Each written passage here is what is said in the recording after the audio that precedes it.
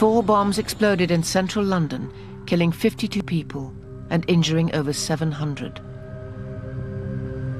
And investigators quickly uncovered another first. The suicide bombers were homegrown, young British men attacking their own country.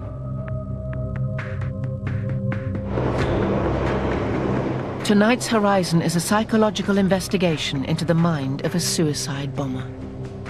You're trying to build up a picture of someone's motivations and state of mind before they died. The investigation uses research from around the world to explore the psychology of a fanatical mind. I was full of self-belief. I was willing to give my life that day. Uncovering research that confronts our expectations about who the suicide bombers are. You don't have to be evil. You don't have to be mad. You just need to be in the right context. The challenge is to understand what motivated these 4 men and to stop it happening again.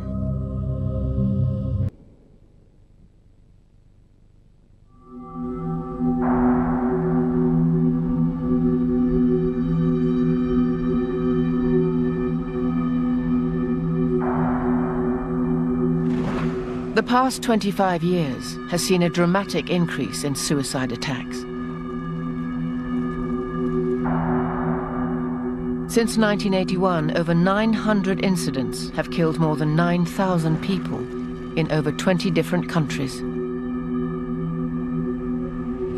As the campaign to eliminate this new threat intensifies, a small handful of scientists have dedicated their lives to investigating the psychology of suicide bombers. You have to know your enemy. If you don't get to know your enemy, you'll never be able to defeat him. You have to try and think about them as human beings rather than as killers and murderers.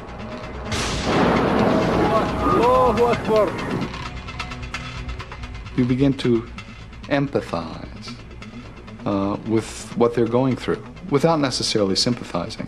But without the empathy, there's no hope of talking to people or understanding them. By piecing together information about the London bombers and combining this with our understanding of suicide attacks from around the world, these scientists are beginning to understand why and how the events of July the 7th took place.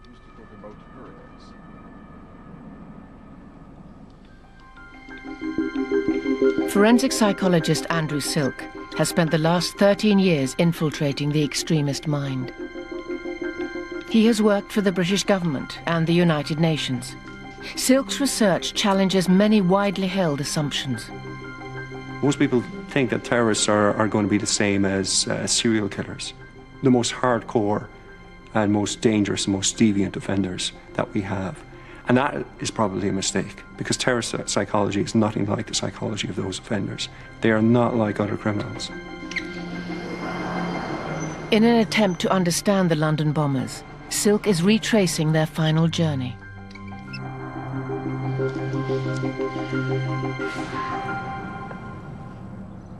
His journey begins in Beeston, South Leeds.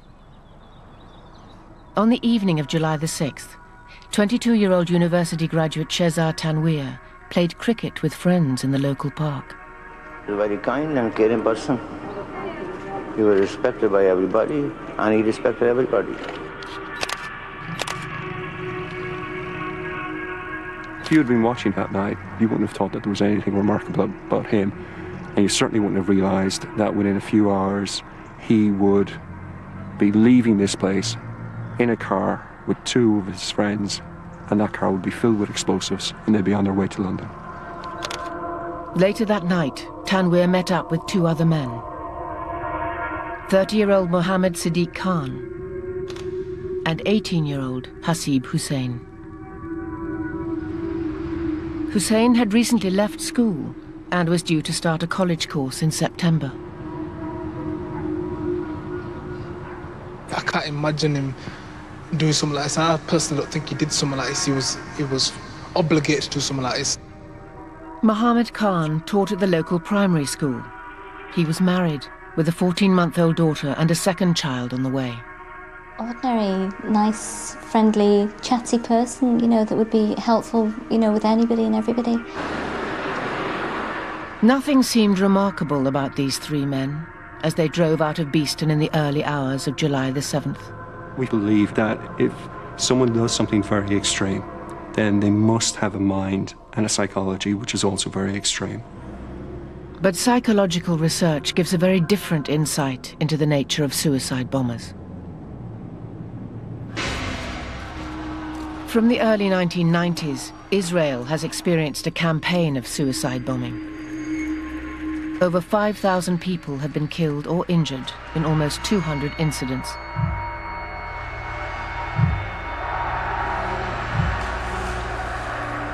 Psychologist Ariel Merari has studied them all. For the past 20 years, he's been trying to unpick the personalities of these suicide bombers, trying to find a psychological profile to link them. I think what motivates me, essentially, is really the willingness to know what makes people tick. What is at the basis of certain human behaviors. Merari began the exhaustive process of interviewing the friends and family of all the suicide bombers, and those bombers who were stopped before their bombs went off. He wanted to know if they fitted a stereotype, if they exhibited any signs of mental illness. We could get a pretty good impression of the question, first of all, were they normal or were they insane in some way? Whether these persons were suicidal. Did they want to die anyway? But Merari found nothing that marked them out clinically. None of the suicides was psychotic. They were not crazy. They were pretty normal people. So he looked for other links, at factors such as poverty and education, to see if they provided a connection. Some of the suicides were university students or college students. Some barely finished elementary school. They were different people. After many years of research, Merari's evidence pointed in one direction. These suicide bombers did not have any psychological flaws that set them apart. Merari's simple but unsettling findings suggest that almost anyone can become a suicide bomber.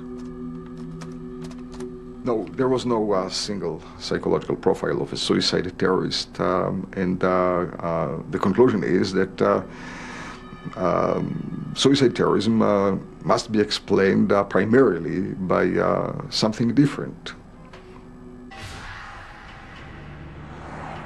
4 a.m., July the 7th.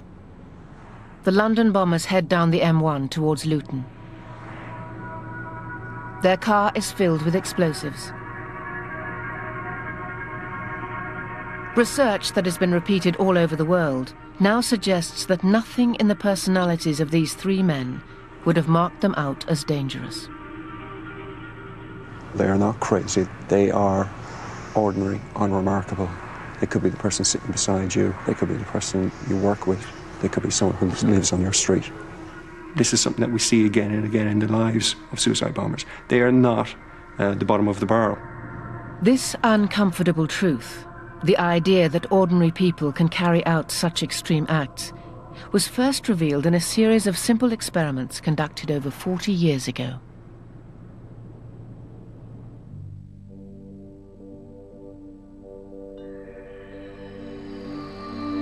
In 1961, a group of American college-educated adults were recruited to take part in an experiment that was set up at Yale University by esteemed psychologist Stanley Milgram. Well, the design was a very simple design. They had a newspaper ad requesting volunteers to take part in the study. And the study was supposed to be about learning. Would you open those and tell me which of you is which, please? The volunteer is given the job of teacher. He has to ask a pupil questions and administer a series of increasingly strong electric shocks if the pupil answers wrongly. What these volunteers didn't know was that they were giving fake electric shocks to an actor who'd been briefed to give wrong answers. Incorrect. You'll now get a shock of 105 volts. Psychiatrists were asked before the study how many people they thought would follow the orders all to the end, and they thought it would just be 1 or 2%, and that those people would be psychopaths or psychologically ill. But contrary to expectation, the study found that many people did comply with the orders, even when they could hear the recipients screaming in pain. 330 volts. Let me out of here. Let me out of here. My heart's bothering me. Let me out, I tell you. Let me out. Let me out of here. You have no right to hold me here. Let me out. Let me out. Let me out. Excellent. Fast. Let me out. Bird. Car. Train. Plane. The volunteers continued to shock the pupils even when it seemed that the shock was lethal. Something's happened to that man there. Put yourself in their shoes. They believed that they were administering electric shocks to someone who was unconscious and who may be dead. They might have killed someone. This is genuinely what they thought, and yet they kept on pressing the button to administer the shock. All in all, 65% of people taking part in the experiment gave the potentially lethal shocks. Are you all right? Please continue, teacher. Oh, no, I keep giving them shocks? Continue. I'm up to 390. Continue, please. Even today, 40 years on, the results are hard to accept. People can do absolutely dreadful things and yet be completely normal, completely ordinary, completely unremarkable. And if we hadn't had these experiments, we would be going around assuming that the only way terrible things happen in this world is because you have psychopaths or you have people who are mentally ill or who are just evil, and that's the only reason bad things happen. You don't have to be evil. You don't have to be mad. You just need to be in the right context.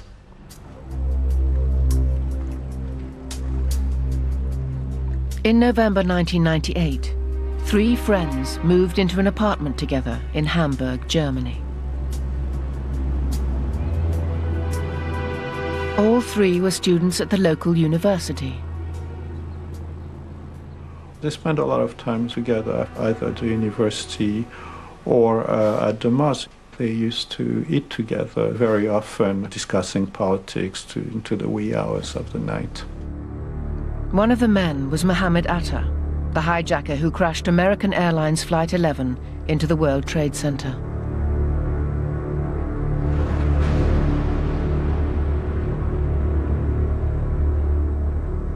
His flatmates were co-conspirators in the attack, which had turned 4 commercial planes into the largest suicide bombs in history.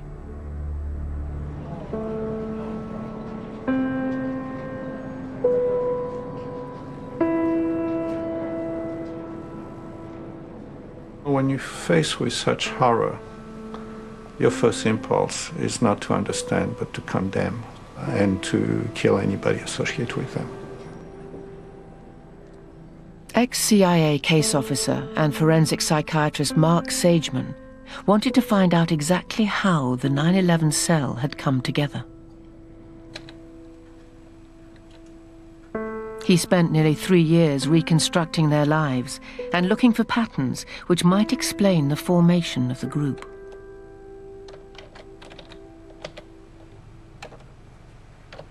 Where they born? Where did they grow up? Were they religious? What kind of school did they go to?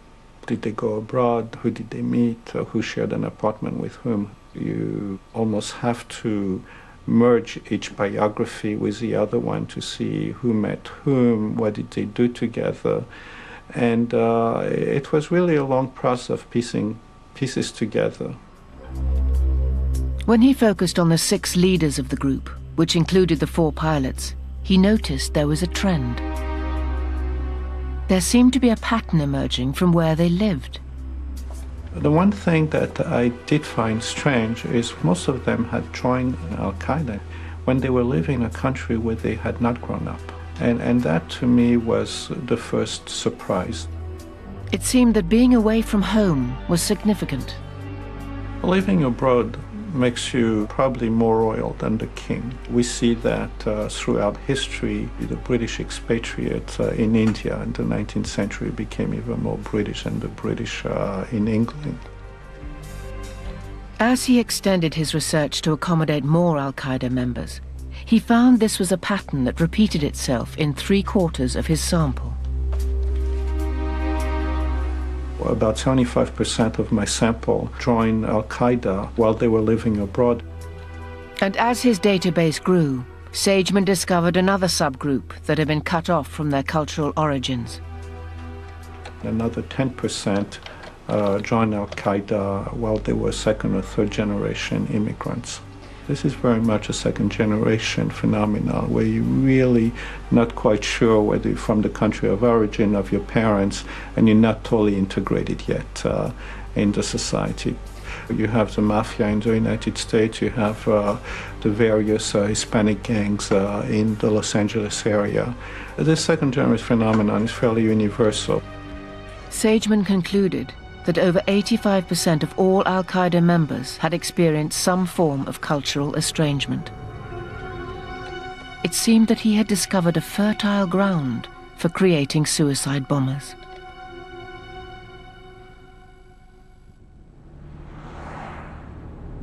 Three of the London bombers, Hussein, Tanweer, and Khan, fitted Sageman's profile. They were second-generation Muslims, born and raised in the UK after their parents had moved here from Pakistan. But the fourth bomber was different. Aylesbury, Buckinghamshire. Shortly after 4 a.m. on the 7th of July, the fourth bomber, Jermaine Lindsay, began his journey. Lindsay was born in Jamaica to a Christian family and moved to the UK when he was still a baby. As a teenager, Lindsay converted to Islam. On the surface, it seemed that this could be a clue in understanding the links between the four London bombers.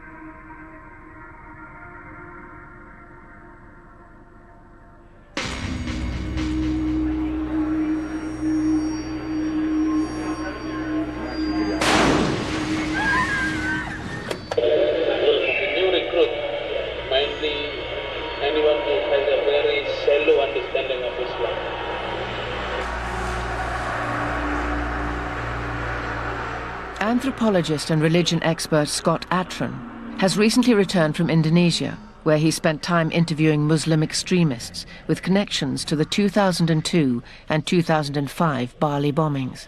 We were surprised that he's got a group of 10 suicide bombers that, according to our informants, are planning a major action against some Western target. Atran has travelled the world, infiltrating some of the most dangerous groups to study the role of religion in motivating suicide bombing.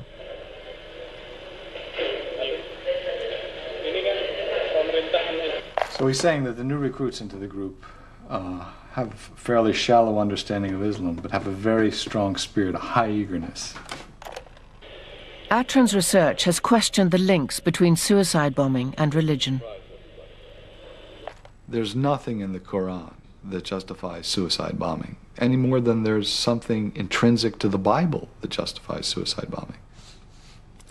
His evidence points to the activities of secular groups from around the world. Most of the suicide bombings that have been carried out recently in contemporary history have been by Tamil Tigers, a secular group in Sri Lanka, or by Marxist-Leninist groups like the PKK in Turkey. It's only since 9/11 that most suicide bombing has been by global jihadis. Atran concluded that suicide bombing has no direct grounding in any religion. Suicide bombing is a method, like guns, okay, or missiles, or tanks, for realizing political and social ends. Now it's adopted, just like guns are, by many different ideologies and religions. So there's nothing intrinsic to suicide bombing that has anything to do with religion.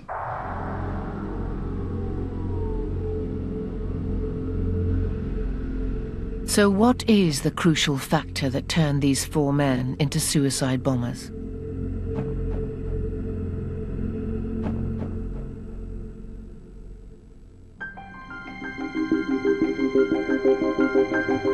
According to psychologists, there is a force that can be more powerful than any religious, political, or personal beliefs. It overrides an individual's personality and upbringing, and psychologists believe that it's the key to understanding suicide bombing.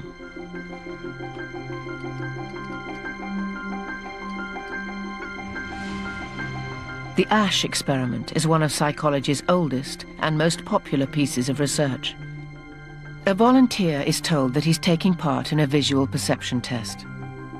What he doesn't know is that the other participants are actors, and he's the only person taking part in the real test, which is actually about group conformity. Please begin. The experiment you will be taking part in today involves the perception of line length. Your task will be simply to look at the line here on the left and indicate which of the 3 lines on the right is equal to it in length. So, for example, if you The actors have been told to match the wrong lines. The volunteer will be monitored to see if he gives the correct answer or if he goes along with the opinion of the group and gives the wrong answer. In the first test, the correct answer is 2. 1. 1. 1.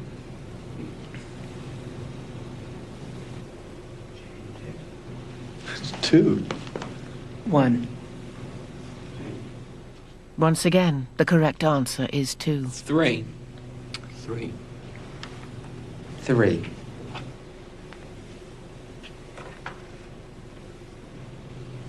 3. 3.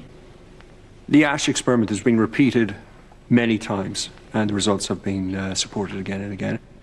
We will conform to the group. Again, we're very social creatures.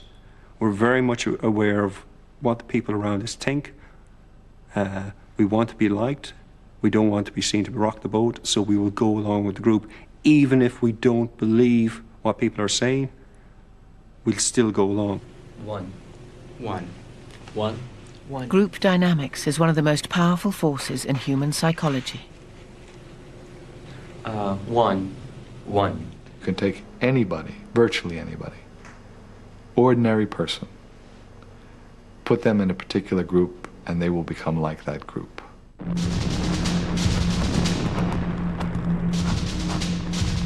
Throughout history, the military has harnessed this power of the group to motivate individuals. I was closer to my colleagues on board Canberra during the Falklands in a way that I've never felt since. It was because we were all in that ship together facing an uncertain future. Surgeon Captain Morgan O'Connell is a psychiatrist who served in the Royal Navy for 31 years. The best military units in the world are founded on the small group. Generally, what they're looking for in training is to see whether or not you can become part of this family, this small unit. These units can be called upon to perform extremely high-risk operations.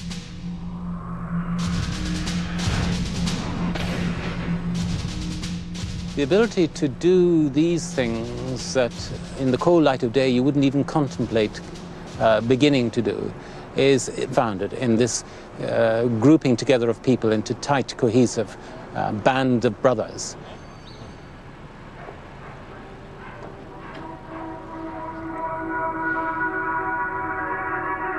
In Beeston, the evidence suggests that the London bombers were becoming a band of brothers. 3 of the men had grown up in the same close-knit community and had known each other for a number of years. The 4th bomber, Jermaine Lindsay, is believed to have met the other 3 when he was a teenager living in nearby Huddersfield. Together, they spent time at a local bookshop and used a community gym housed in the basement of a local mosque. This place is important because it was a setting for them to come together. It's not important because there was a radical imam or anything else. That wasn't the case.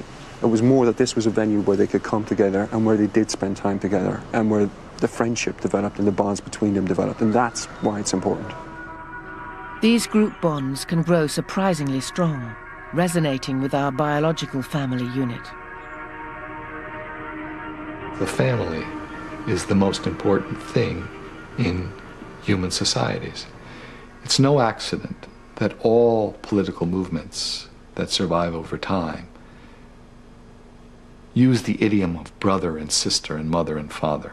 They trigger our innate desire for family and to protect and be protected by our family. If you can convince people in their inner souls to have the same sentiments as they would for their family, then they will perform the same way as they would for their family. It's a tool used by many organizations. It's a group dynamic, like-minded people. There's the camaraderie. It's like a brotherhood. From the age of 16 to 45, Michael Stone was part of a loyalist paramilitary group. As an active member of the Ulster Defence Association, he carried out numerous assassinations for his organization. You're in a group who you have the bond, targeting, socializing. You know, they're your family. It's like a surrogate family. There's guys you would die for, and you know that would die for you. Literally, I mean, give their life for you.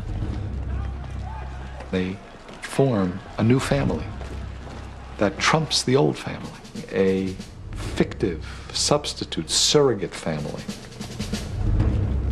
And these bonds are made stronger as the group detaches itself. You want to make that group the primary group of reference in the person's life.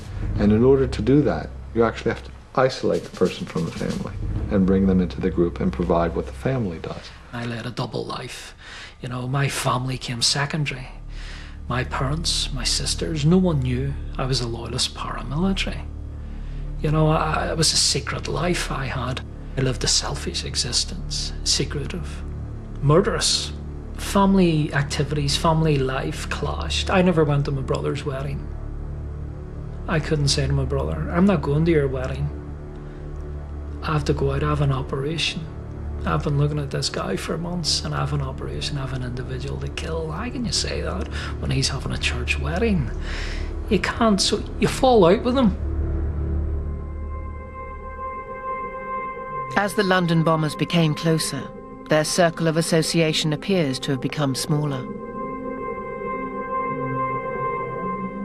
You find that the group becomes someone's life, the cause becomes their life, and they interact less and less with friends and family members who are not involved in the cause. The group was turning inwards, spending more and more time together, and showing signs of a shift in outlook. There were signs as time went on that the group was becoming more radical, and we see that concerns were raised about the activities in the gym, and there also seems to have been a falling out with the elders of local mosques in the area and the tree bombers who lived in the local region. And there were signs of change at home. It has been reported that Mohammed Khan's marriage had recently broken down and that he moved out of the family house. Relations between Jermaine Lindsay and his wife have been reported as strained too. She suspected him of having an affair because he would disappear for days at a time. What was originally a friendship had, in the run-up to the bombing, become something which was much more radical, much more political, and had a very strong ideological focus. And it had changed from the original friendship. The four men had gone from being friends to being co-conspirators in Britain's first suicide attack.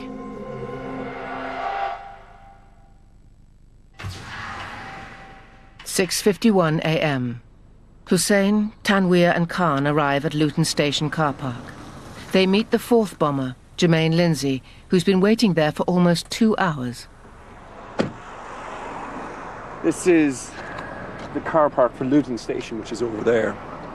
And it was in this exact spot that the four bombers met on the morning of July the 7th. Although never to return, they buy a parking ticket for their car. The ticket will last for a week. A lot of people wonder, why did the bombers buy a ticket for the car? They're not coming back for the car. They're leaving it here. They're going off on a suicide mission in London, so why bother? And the reason they buy a ticket is because every other car in this car park has one. And they do not want their car to be the only one which stands out. If you're a terrorist and you're on a mission, you do not want to attract any attention whatsoever to what you're doing.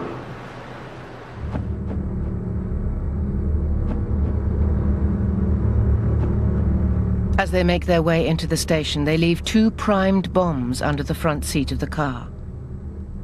Although homemade, these bombs have been constructed with skill and expertise. Such a high level of organization and planning seems to suggest that the 4 bombers were well connected to a wider organization. That they were recruited, trained, and supported by the experience of an organization such as Al-Qaeda. But new evidence points to a far more troubling possibility. The possibility that a group like this can develop without any outside influence at all.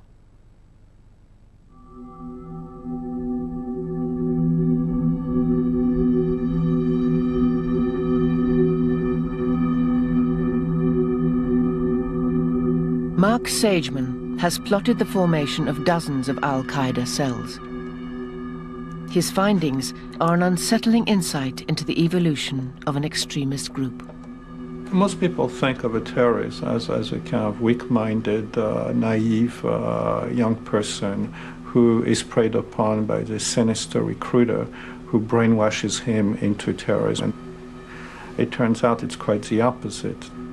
Over the course of 3 years, Sageman has mapped the lives of over 400 Al-Qaeda suspects, from London to Madrid to New York. This cluster here is a 9/11 cluster. Each one of those dots is a person. The gray lines are physical links, relationship that people have with each other. There's enough connection to form a group. By plotting the lives of each individual and their relationship to each other, he's been able to build up a clear picture of the point at which they joined the organization. As his research came together, he discovered that the cells were spontaneously forming, without any connections to an established group. The friendship bond is really the glue that holds them together, and it predates their transformation into jihadis. And people who were friends, who were not originally religious, many of them drank alcohol, partied, but together they collectively radicalized each other. It was a pattern that Sageman discovered was repeated across the world. Instead of one centrally organized network, Sageman had uncovered a very different phenomenon. A phenomenon thriving because independent groups of friends were radicalizing together. He called it the bunch of guys theory. You could see that the same process was also happening in Madrid, in London, in Holland, in France. Groups of friends, bunches of guys who collectively went together. It was a bunch of guys. Sageman's bunch of guys is a vital breakthrough in understanding how the modern trend of suicide attacks is growing. And his findings are critical in helping to spot future groups. Being in the group is not just significant, it's crucial, it's critical. This is a form of terrorism which is group dynamics. If you don't understand the group, you just don't understand this form of terrorism.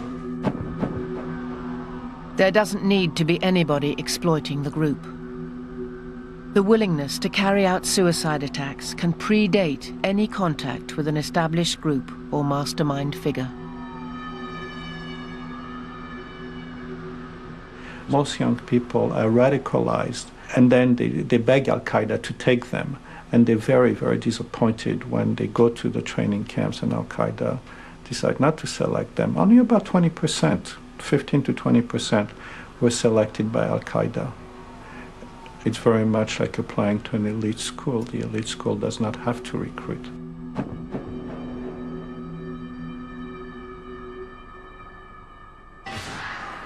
7:21 a.m.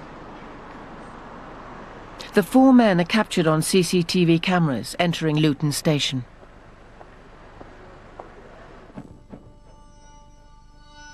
One of the most remarkable features about the CCTV footage is how calm and ordinary the guys look and how casual they look. It's not the image of hardened killers on their way to commit slaughter. They look fairly casual, fairly relaxed heading in there, and that's exactly the way they're supposed to look. There are a lot of parallels between that image and the images that we have of the 9/11 hijackers, where again, here they are coming through the security check at the airport. You've no idea that these men are basically on their way to commit the worst terrorist attack in history, to kill more people in an attack than have ever been killed by terrorists before.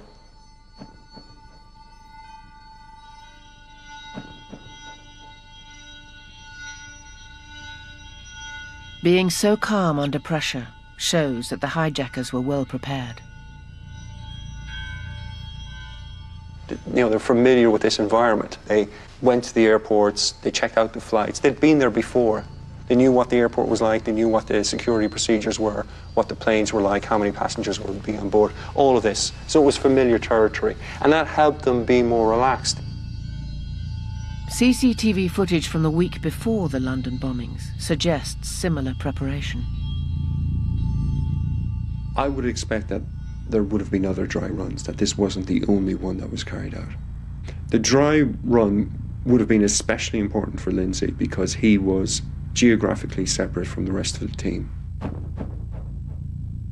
That type of preparation, both physical and mentally running through it as well, is helpful in terms of reducing anxiety and staying on focus and staying focused on the task. 7:48 a.m. The train leaves Luton Station. 8:26 a.m. The 4 bombers arrive at King's Cross Station and walk to the underground. Making their way to the targets, they blend in easily with the crowd.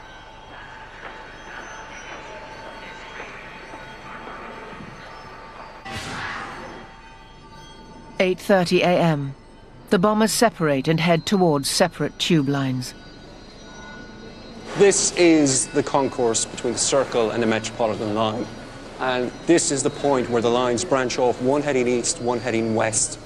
And it's probable that this was the last place that the bombers were together. And after this point, they had all separated, they were all alone. Now, this was a crucial phase of the operation. Would they stay committed to the cause? Would they stay committed to the group? Or would they waver and pull out? Ariel Marari has studied these decisive final moments of suicide bombers in Israel. Now the question is, what prevails? Fear or commitment? These are conflicting forces, fear and commitment. The closer the person gets to the target, the greater his fear.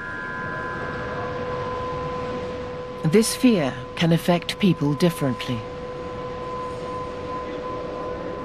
There are suicide bombers who don't hesitate. They go straight to the target and explode, not showing any sign of hesitation whatsoever.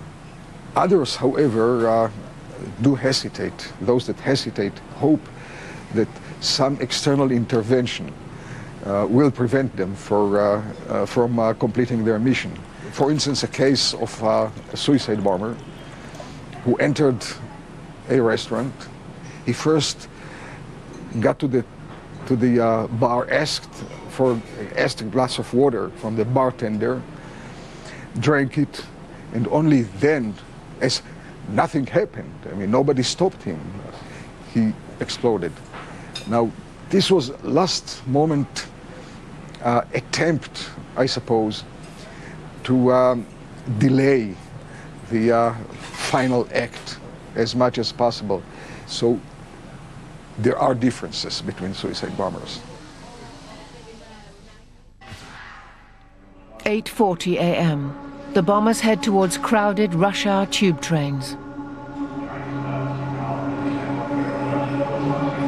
They are on the platform, they're getting ready to get on the train. It doesn't make a difference in a sense, who is on the train. They would have dehumanized the victims. They're not thinking about the people they're going to kill as people. Dehumanization is a key thing. Any group which believes that it's in conflict or in competition with another group, you find that they dehumanize the outgroup. They see them as things, as monsters. For almost 20 years, Loyalist paramilitary member Michael Stone dehumanized his victims. In 1988, he carried out his most notorious mission, launching an attack at an IRA funeral. The assault killed 3 people and injured 60. Michael Stone was imprisoned shortly afterwards. I had 7 hand grenades in a pouch around my waist, 2 handguns. I pulled the pin of a grenade, and when I pulled out, I says, "No going back now." I threw the pin away. Could have replaced the pin and walked away. Threw the pin away. Nowhere to go now.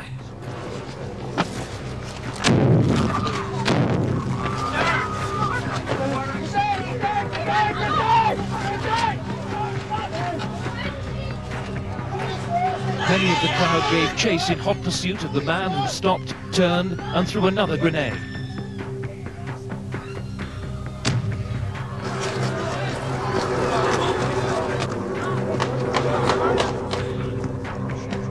The crowd scattered. As I moved forward, there was a voice from the back of me, "Hey boy." I looked round. This individual had appeared. Black coat, black trousers, white shirt, typical IRA Stewart. I turned round, fired once, he dropped, he was dead. You dehumanise that individual. You know, you don't go, "That's Paddy, and he has a wife, he has children, he has sisters." You know, because then you lose the edge. You have to say, "That's a target. That's 2 shots to the chest and 1 to the head. Do it quick." You're killing the enemy, you're killing a soldier, you're killing the flip side of yourself. So get it done.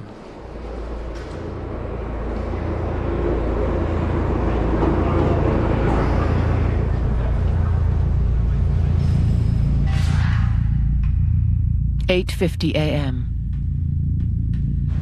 3 bombs explode simultaneously.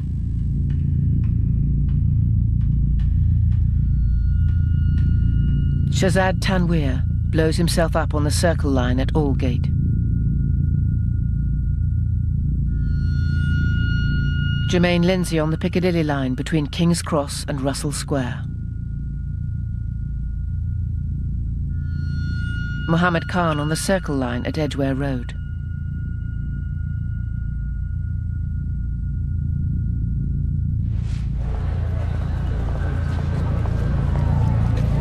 On the Northern Line, trains were severely delayed. It has been speculated that these delays prevented the youngest bomber, Hasib Hussein, from detonating his bomb on the tube. It seems that his part of the operation had not gone according to plan. He is alive and alone.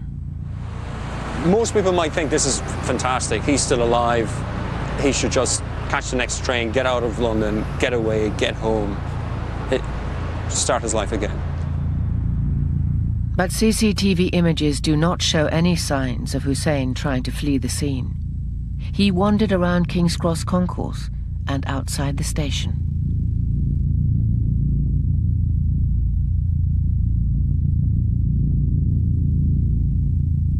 The experience of the military may give an insight into his state of mind. When you're in the battlefield, there's very little going on in your brain because you haven't got time for anything. You're just focused on the task in hand, and that is about using your weapon as you've been taught. Your heart rate increases, as does your respiratory rate, and there's an increased production of adrenaline. You're tensing your muscles, you're sweating, you may well get headache, your bowels might get loose, your throat might constrict, but you overcome all of these because you're focused on the task in hand. Indeed, you may not even be aware of them. But 57 minutes pass before Hussein completes his mission. In this time, he telephoned his fellow bombers. It's very interesting, of course, the fact that he phoned his friends. It is possible that he indeed hesitated. He wanted to make sure that they all carried out their mission. Eyewitness reports suggest that Hussein made his way along the Euston Road. All that is known for sure is that sometime before 9:45, he boards a number 30 bus. The stress he would have been under would have been immense. And again, this would have affected his ability to focus, his ability to concentrate. He was not in a pleasant place. He would have been extremely anxious, extremely nervous. The calmness, the task focus that might have been there earlier on almost certainly would have been undermined.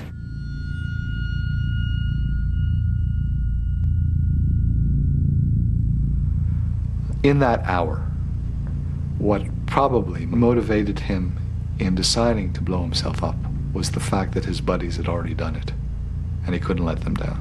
With his 3 friends already dead, it would be extremely difficult, psychologically speaking, for the remaining 4th guy to refrain from doing it. Even if he feared death, even if he basically did not want to die, it would be very, very difficult for him psychologically to refrain from completing his mission.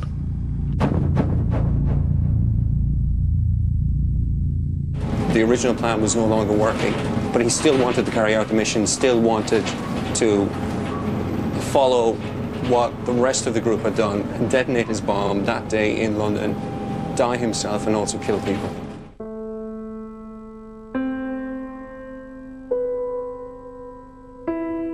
At 9:47 a.m., the 4th bomb explodes. Altogether, the 4 bombers have killed 52 people and injured over 700.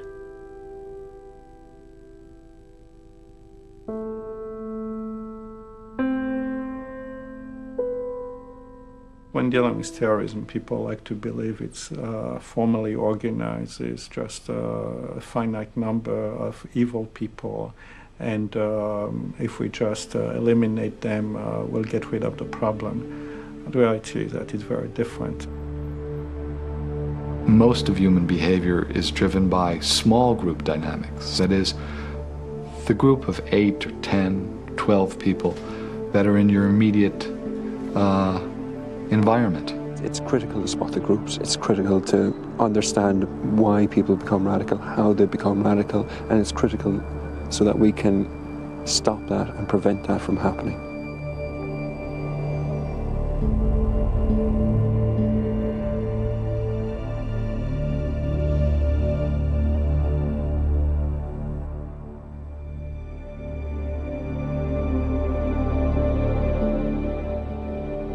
Next week, Horizon investigates a hidden genetic world that connects generations in ways science never imagined possible.